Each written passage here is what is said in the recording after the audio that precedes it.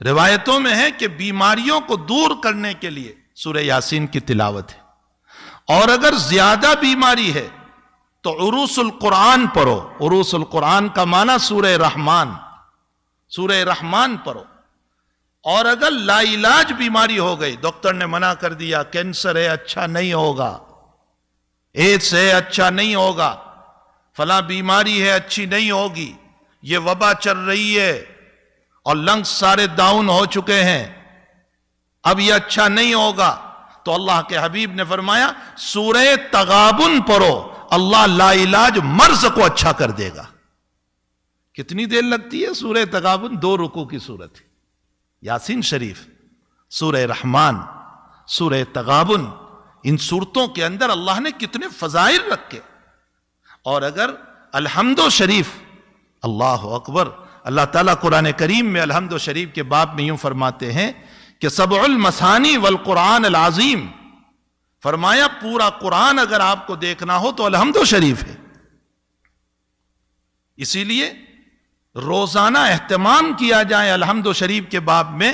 مجدد الفسانی رحمت اللہ علیہ فرماتے ہیں کہ جیسے تیل ہوتا ہے، پیٹرول اور ڈیزل، یوں ڈالو اور بھڑک اٹھتا ہے، فرمایا سورہ فاتحہ وہ ایندھن ہے کہ یوں پڑھو گے اور اللہ تمہیں شفا دے دے گا، بشرطے کہ سچے دل سے پڑھو، یقین ہو اللہ تعالیٰ پر۔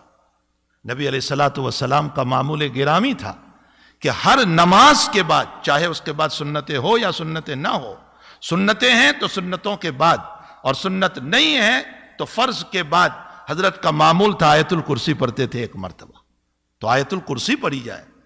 سورہ ناس اور فلق کے باب میں لکھا ہے کہ جو انسان ہر نماز کے بعد سورہ ناس اور فلق کو پڑھے گا، اللہ حاسدین کے حسد سے، جناتوں کے شرارتوں سے، بد اخلاق انسانوں کی شرارتوں سے اللہ اس کی حفاظت کرے گا۔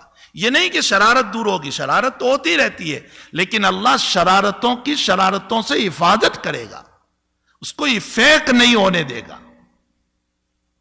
ایک حدیث شریف میں حضور پاک صلی اللہ علیہ وسلم نے فرمایا اگر تمہاری دنیا کے باب میں مسئلہ یہ ہو گیا کہ آمدنی کم ہو گئی، حالات ٹھیک نہیں ہے، ضرورتیں پوری نہیں ہو رہی ہے، آج سارے لوگ کہہ رہے ہیں نا ضرورتیں پوری نہیں ہو رہی ہے، آمدنی کم ہو گئی ہے، دکان ٹھیک نہیں چل رہی ہے، جاب نہیں مل رہا ہے، پریشانیوں میں مبتلا ہو گئے، اللہ کے نبی فرماتے روزانہ سورۃ الواقعہ کی تلاوت کرو۔